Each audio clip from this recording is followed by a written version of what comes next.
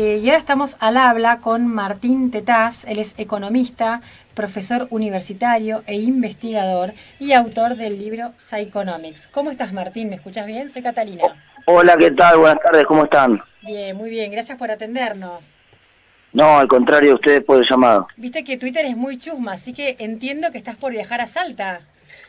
Estoy en Salta en estos momentos, acabo de llegar y acabo de localizar un bar que tiene un enchufe donde estoy enchufando el celular, así que se escucha un poco de ruido de fondo, y es por eso nomás. Bueno, así que te has ido a presentar el libro allá. Sí, efectivamente, Psychonomics, vos sabés, es el primer libro de economía de comportamiento en el mercado latinoamericano, esta mezcla de la psicología con la economía, y bueno, salió hace muy poco, al principio de marzo, y hay una demanda fenomenal de todos lados para que lo vaya a presentar, así que estoy recorriendo literalmente el país de punta a punta. Bueno, justo mi primera pregunta era tenía que ver con esto. ¿Qué era Psychonomics? ¿Es un libro de psicología, un libro de economía o todo un nuevo campo del saber? Es como una especie de nueva rama, ¿no? Que mezcla economía con psicología, que tomó mucha fuerza a partir del año 2002 porque le dieron el Nobel de Economía a un tipo que es psicólogo, se llama Daniel Kahneman, y que lo que mostró Kahneman es que muchas de las decisiones que tomamos en realidad no eran tan racionales como suponía la economía hasta entonces. Hay muchas decisiones emocionales y después, en todo caso, muchas veces usamos solamente la razón para justificar las decisiones que tomamos impulsivamente. Entonces, bueno, se abre todo un escenario con resultados de ciencias cognitivas, básicamente de psicología cognitiva, pero también de neurociencias. Empiezan a hacerse aplicaciones y hay un montón de cosas interesantes para las políticas públicas, para el marketing, para la economía de la felicidad, y un poco lo que busca Psychonomics es condensar esas investigaciones y sumar las que nosotros hicimos en el ámbito local. Buenas tardes, Martín. Mi nombre es Elisa, estoy acá con Catalina. Hola, ¿cómo te va? Bien. Pareciera como que se dio un paso más en la comprensión del individuo y al entender su psicología se abordó la economía desde otro lugar, ¿no? Porque la economía era como muy macro y comprender el comportamiento individual pareciera que le dio como otro enfoque. Sí, el enfoque macro básicamente tiene, en ese sentido no cambia mucho, esto genera muchos cambios en el enfoque micro. Ajá. El enfoque microeconómico era un enfoque más que nada teórico, se suponía que la gente actuaba de una determinada manera, que los consumidores buscaban maximizar una utilidad y, por ejemplo, finalmente todas las investigaciones mostraron que no hay una sola utilidad, que típicamente cuando vos tomás una decisión hay tres momentos de utilidad que vos buscás generar cierta satisfacción. Por ejemplo, supongan que ustedes ahora tienen que decidir qué van a comer esta noche o con quién van a cenar esta noche. Hay tres momentos placenteros. El primero es el de la anticipación. Eso ya da placer, más que nada, por ejemplo, cuando estás planeando unas vacaciones. El segundo es el momento del placer propiamente dicho, el que estudiaba la economía hasta ahora, que es, bueno, cuán bien la paso con esa cena o cuán bien la paso en esas vacaciones. Pero el tercero tiene que ver con la utilidad recordada, y uno de los resultados más notables de la psicología cognitiva es que muchas veces no tiene nada que ver lo que realmente nos pasó, la experiencia que tuvimos con el consumo de un bien, con unas vacaciones, con un servicio que consumimos, que lo que nosotros efectivamente recordamos. Por ejemplo, en las vacaciones recordamos muy poco de nuestras últimas vacaciones, recordamos experiencias extremas que hicimos o lo que pasó en los últimos días, pero la mayor parte de lo que hicimos en las vacaciones no lo recordamos, como no recordamos con lujo de detalles cuando fuimos a comer a un determinado lugar o cuando no sé, por ejemplo, fuimos a ver una película de cine. Entonces, realmente se abre una economía un poco más real que muestra un consumidor de carne y hueso que tiene emociones, que por esas emociones a veces sufre porque no puede controlarlas. En fin, es una foto bastante más interesante. Uh-huh. Vos decís que la economía es la ciencia de tomar decisiones o hacer elecciones.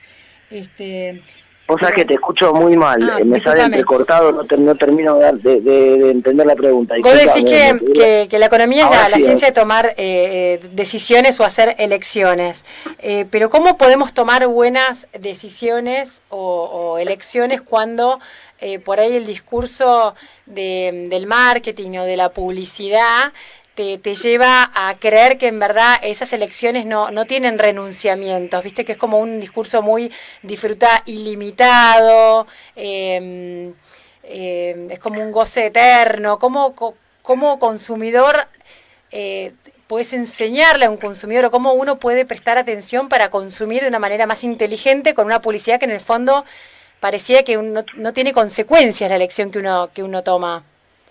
Mira, la consecuencia más perniciosa de esa publicidad que mencionás vos tiene que ver con el exceso de consumo de cualquier tipo de bien en general, lo que hace que nosotros no visualicemos el renunciamiento al que vos referías. En este caso sería el de tener que trabajar un montón de horas y ese tiempo no pasarlo, por ejemplo, con la gente que queremos, ¿no? Uh-huh. Y todas las investigaciones en economía de la felicidad muestran que en realidad no importa cuánto consumas vos, que no es verdad que vos sos más feliz si consumís más, pero que en cambio sí es verdad que sos más feliz si pasás más tiempo con la gente que querés.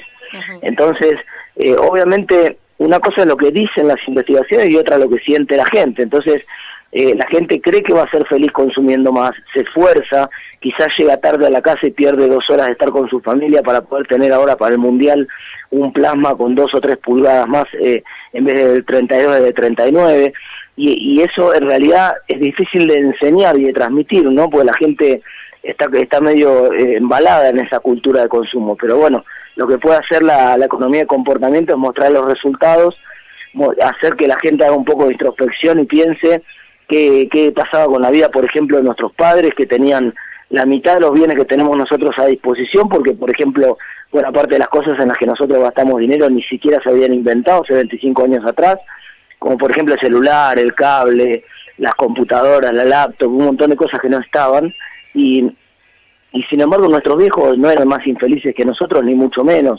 todo lo contrario, muchos creen que inclusive eran más felices que nosotros. Entonces, eso quiere decir que cuando nosotros nos pensamos las cosas de ese modo, empezamos a cambiar probablemente las decisiones que tomamos.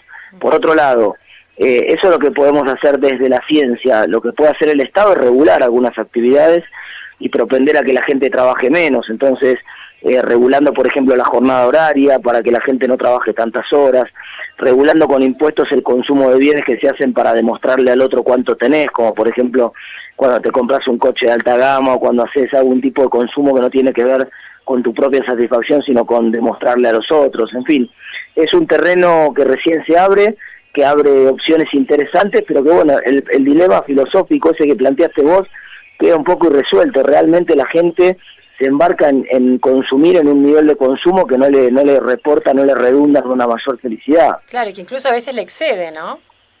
No, por eso te decía, uno piensa que ese consumo le va a dar más felicidad, porque de hecho hay una felicidad un poco efímera. El otro día estuvo un filósofo muy conocido en Buenos Aires que hizo una entrevista en Clarín la semana pasada, y decía exactamente eso, es decir, el consumo te da pequeñas cuotas de felicidad efímera que eventualmente se evaporan, porque hay un efecto muy importante en la psicología, se llama efecto habituación. Uh-huh. Vos te acostumbrás muy rápido a las cosas nuevas. Es como, digamos, nada nuevo ni nada que tenga un problema, que sea un problema de los adultos. Los mismos chicos, si vos tenés chicos chiquitos o alguien que nos está escuchando tiene chicos chiquitos, sabe que el nene juega con un juguete mientras es novedad. Rápidamente se habitúa al juguete y en un momento ya no disfruta más tener. Hoy los chicos de hoy, entras a cualquier casa, tienen 500 juguetes, tienen una pieza para ellos y una habitación para los juguetes. Nosotros cuando éramos chiquititos teníamos un cajón de manzana, una lata con bolitas y no mucho más. Y sin embargo los chicos ahora no son necesariamente más felices. Martín, ¿y no te parece que desde el punto de vista de la educación, esto de posponer la gratificación inmediata, que es algo que es como va en contramano del consumo y digamos del marketing que decía Cata y toda esta vorágine que te lleva a consumir pensando que va a ser más feliz? ¿No te parece que la educación, como esta entrenamiento, digamos, para posponer la gratificación inmediata, tendría como que ayornarse un poco a esta época de la posmodernidad? Sí, la educación ciertamente tiene un rol que jugar. No está muy claro cuál, porque el modelo educativo tradicional, lo cierto es que es un modelo que viene de la revolución industrial, que tiene más de 200 años y que fracasó. Que yo transmita meramente estas cosas, por ejemplo, que las cuente, sí, alguna gente por ahí lo registra como una cosa medio anecdótica, interesante, pero después a la hora de comportarse prima mucho más la parte de lo que se llama memoria episódica, que tiene que ver con tus emociones y con las cosas que te pasaron y con tus recuerdos de cosas que viviste. Entonces, necesitaríamos cambiar el paradigma de educación, sí, el paradigma educativo, para que de alguna manera la gente incorpore experiencias en las cuales vea que por estar consumiendo mucho pierde horas con su familia, que hacerle ver esas cosas a la gente en la práctica, en la realidad. Es quizás la única esperanza de que efectivamente se pueda modificar un comportamiento. Si no, lo cierto es que la educación va a funcionar igual que lo que funcionan los programas que hacemos en las escuelas, que buscan, por ejemplo, aumentar la cultura cívica, o que buscan que los chicos no consuman sustancias, o que buscan que los chicos se protejan cuando tienen relaciones sexuales, y después lo que termina pasando es que caen en saco roto una parte de esos programas.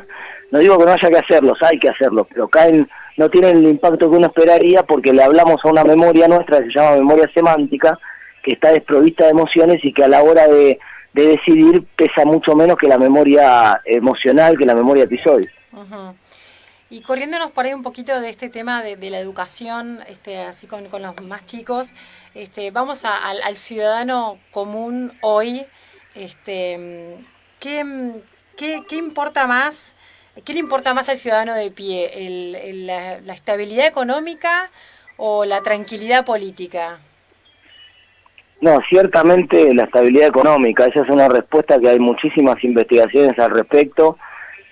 Sistemáticamente, mira, hay una investigación reciente, 2 investigadores de la Universidad de Yale y de Princeton, que se llaman César Zucco y Campelo, Diana Campelo, y ellos muestran que en realidad en los últimos 30 años, en 18 países de América Latina, para los que ellos tienen datos, sistemáticamente la situación económica es la que define el rumbo de lo electoral, digamos, de las elecciones. Entonces, por lo general, la gente prima sobre todo el bolsillo a la hora de decidir, es lo que más le importa, inclusive, digamos, para ponerlo en términos de alternativas.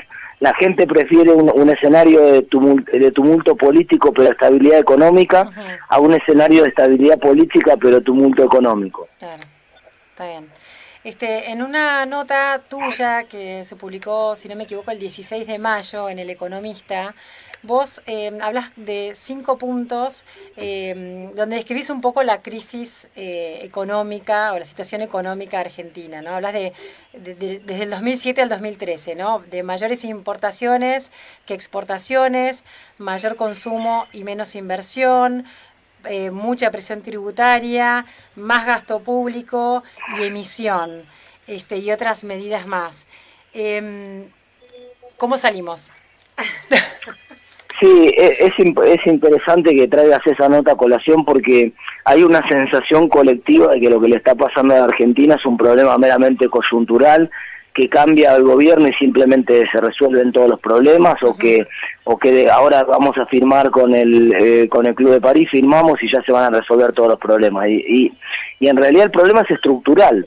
Como bien decías vos, desde el año 2007 para acá, Argentina no crece en sus exportaciones y sin embargo las importaciones crecieron 43%, entonces obviamente no hay dólares en la economía argentina, o el consumo crece 43%, pero después la inversión solamente 29%, entonces obviamente hay una presión de los precios fenomenal y eso genera inflación. Entonces los grandes problemas que está teniendo la economía argentina ahora, que son básicamente el problema del dólar y el problema de la inflación, son problemas que vienen de largo, que tienen que ver con una estructura productiva que así no va más. Entonces hay que repensar el modelo, hay que pensar quizás en una economía que empiece a generar un poco más los bienes que quiere consumir, que cree valor en las exportaciones, que salga un poco del modelo agroexportador exclusivo ese en el cual estuvimos los últimos años y sea una economía creadora de valor. Mira, por ponerte un ejemplo, porque si no parecen todos clichés, ¿no? Cuando uno mira el mundo actual, cómo está creando valor, por ejemplo, las empresas del primer mundo que están en Estados Unidos no tienen más industrias.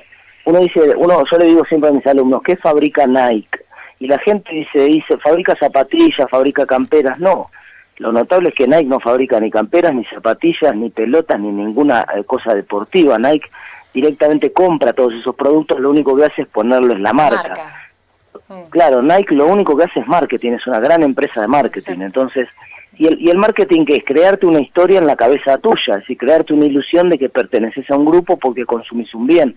Es una cosa parecida a la de producir una película, por ejemplo. Vos das una película, 2 horas, saliste del cine y ¿de qué se trató la película? De hacerte creer a vos una historia de la cual vos de alguna manera fuiste partícipe como espectador, o a veces te sentiste involucrado porque algún personaje te tocó en algo, y salís del cine inclusive emocionado, podés salir llorando del cine, y la película no es de verdad. Uno dice, pero escúchame, estás llorando y esto es una película, y bueno, no importa, porque me la creí. Entonces, y eso, hoy Hollywood, por ejemplo, exporta muchísimo más que todo el complejo exportador argentino, inclusive creo que si sumas Argentina y Brasil, creo que todavía exporta más Hollywood. Entonces, evidentemente hay que empezar a repensar una Argentina nueva, hay que mirar a dónde va el mundo, hay que pensar qué va a pasar con China dentro de 20 años, es decir, hay que parar la pelota, pisarla, para hacer una metáfora futbolística en estos tiempos en los cuales parece que es imposible hablar de otra cosa, porque se viene el Mundial, justamente parar la pelota, pisarla, mirar hacia adelante, pensar cómo va a ser el mundo dentro de 20 años, qué productos va a demandar China cuando deje de demandar soja,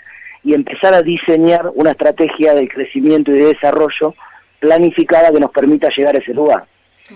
Martín, y en la carta abierta que le escribiste al ministro de Economía, Kichilov, o sea, porque también ellos hacen un manejo como psicológico de la economía. Cuando él dice que no hay inflación, que no es una palabra mal usada, porque, o sea, cuando entreveran todo, digamos, vos trabajas con datos concretos y con números y das tus motivos respaldados con investigación científica y académica. Ahora, cuando hay como un manejo discursivo de la economía o de los números, ¿también se está apelando a la psicología del individuo que lo escucha? Sí, pero en eso hay muchas investigaciones, por ejemplo, una de un economista de comportamiento que se llama Sendil Mulinathan de la Universidad de Harvard, que ellos te muestran que los medios en realidad lo que hacen es amplificar o amortiguar las noticias, pero que los medios no te pueden hacer creer, por más concentrados que sean o por más oficialistas que sean o como sea, no te pueden hacer creer, o el relato no te puede hacer creer que la inflación es 5 cuando la inflación es 30. La realidad se impone. Lo que pueden hacer los medios es, en todo caso, amortiguar o expandir una noticia. Por ejemplo, yo te puedo hacer creer que la inflación es 38 cuando es 35, o te puedo hacer creer que la inflación es 32 cuando es 35. Pero si la inflación es 35 no te puedo hacer creer que es 5, igual que ahora que la economía está en un momento muy complicado, en el medio de una recesión, yo no te puedo hacer creer que crecemos al 8%. Es decir, en ese sentido, el relato al principio se usa como una herramienta útil, la gente puede hacerle torcer las expectativas a la gente. Por ejemplo, cuando empezó el tema del INDEC en el año 2007, algún efecto seguramente tuvo en las expectativas de la gente, pero después ya en un momento es como la del pastorcito mentiroso, ¿no? Ya nadie te cree más nada y entonces es muy difícil torcer las expectativas. Vos también hablás en un momento, en un video que vi, hablás sobre la cuestión de la profecía autocumplida de lo que es la inflación, ¿no? Y las expectativas inflacionarias que tienen los consumidores y cómo esa expectativa puede avalar la inflación misma. En ese sentido, ¿crees que la política de precios cuidados tiene algún tipo de resultado eficiente o efectivo? Primero que nada los felicito porque hicieron un gran trabajo periodístico. Veo que estuvieron investigando mucho, así que los quiero felicitar. Bueno, gracias. En segundo lugar, no, el problema es que Precios Cuidados no es un programa antiinflacionario. De hecho, la propia gente de la Secretaría de Comercio lo ha reconocido, que ellos no buscan parar la inflación con eso, sino solamente poner una referencia de algunos precios de la economía que en el contexto de alta inflación la gente no sabe cuánto valen las cosas. Entonces ellos quieren poner un poco una referencia, ¿no? Ahora, esa referencia funciona en tanto y en cuanto refleja la realidad. Al principio, cuando empezó Precios Cuidados, los precios no eran muy distintos que los del resto de los productos, un poquito más baratos nada más. Ahora, el problema es que si hay mucha inflación en el medio, esos Precios Cuidados dejan de ser referencia, porque ya la gente sabe que los precios en el resto de los productos son completamente distintos. Y en ese sentido no tiene mucha influencia, porque además hay un sesgo por el cual la gente mira las cosas que se mueven nada más, que es un sesgo que tiene que ver con una cuestión evolutiva. Si vos agarrás un bebé de 5 meses en una habitación donde hay cosas que se mueven y cosas que no se mueven, el nene va a mirar las cosas que se mueven nada más. Entonces, cuando vos entras a un supermercado y ves que hay precios que están quietos y precios que suben, la gente en general presta atención a los precios que suben nada más y se queda en la memoria episódica con esos precios que subieron. Por eso, lo que hay que tratar de hacer es que el promedio de los precios de la economía no suban mucho. No alcanza con tener un grupo de productos que además vos pensás que hoy en un supermercado promedio hay 20.000 etiquetas. y precios cuidados todavía no ha llegado a los 500 productos, o sea que no llegamos ni siquiera apenas al 2% de los productos que están en la góndola. Con la misma lógica psicológica, querer ponerle un freno al dólar tampoco sería una medida eficiente. Lo que pasa es que sería una medida eficiente en tanto y en cuanto se ataque realmente la razón psicológica, que es la que está generando el problema con el dólar, claro, que es la sensación de la gente de que la moneda no vale nada y que pierde valor permanentemente. Claro. Si vos lograras frenar la inflación, si vos le dieras una pastillita a la gente y todos creyeran que la inflación automáticamente en Argentina en los próximos 12 meses va a ser del 1%, como si estuviéramos, por ejemplo, en Chile o en Uruguay o en Brasil o en Perú o en Bolivia, por poner algún caso más, la gente realmente no saldría corriendo a comprar dólares, como no salió cuando la inflación es baja, porque hay que recordar que en el año 2003, 2004, 2005, pleno kirchnerismo, la inflación estaba relativamente controlada y la gente no salía corriendo a comprar dólares, todo lo contrario, ahorraba en pesos. Entonces, un poco, ahora si yo quiero controlar las expectativas de la gente diciéndole, mirá, el dólar no va a bajar, es como si yo tengo un tipo que es fóbico, que tiene una fobia determinada, por ejemplo, a las cucarachas, y le pongo una cucaracha en la cara. El tipo realmente se va a asustar más, ¿no? No lo voy a lograr controlar de esa manera. Martín, y la última pregunta, un poco más personal. Vos que sabés tanto a la hora de tomar una decisión económica, cuando vos tenés que tomar una decisión en lo doméstico de tu cotidianidad, ¿la pensás tanto como nos estás contando? No, en casa de herrero, cuchillo de palo, realmente es la verdad. Mirá, por lo menos trato de ser consciente de muchas de las cosas que pasan, pero lo cierto es que en muchos casos decido, por ejemplo, yo soy uno de los que trabajan hasta las 10 de la noche y vuelven a casa tarde. En algunas cosas sí trato, por ejemplo, una de las cosas de economía de la felicidad es que una de las cosas que más te hace feliz es seguir tu pasión. Por ejemplo, la de ustedes es tener un programa, hacer periodismo. Aunque eso no les dé plata, sigan haciéndolo porque eso las va a hacer felices. Y yo hago muchas cosas que no me dan plata y me hacen feliz. En ese sentido sí aplico bastante de la economía de la felicidad, pero también soy comprador compulsivo en muchas cosas. También tengo muchos de los sesgos de economía de comportamiento, simplemente no los puedo evitar. Me doy cuenta, pero va más allá de mí. Bueno, Martín, un gusto. Gracias por charlar con nosotros. Éxitos en Salta, que sigas viajando por el país presentando Psychonomics. Ojalá puedas estar por Pehuajó. Cualquier cosa avisanos. Bueno, muchas gracias y ojalá pronto podamos darnos una vuelta por ahí. Bueno, buenísimo. Gracias, Adiós. Hasta luego, chao.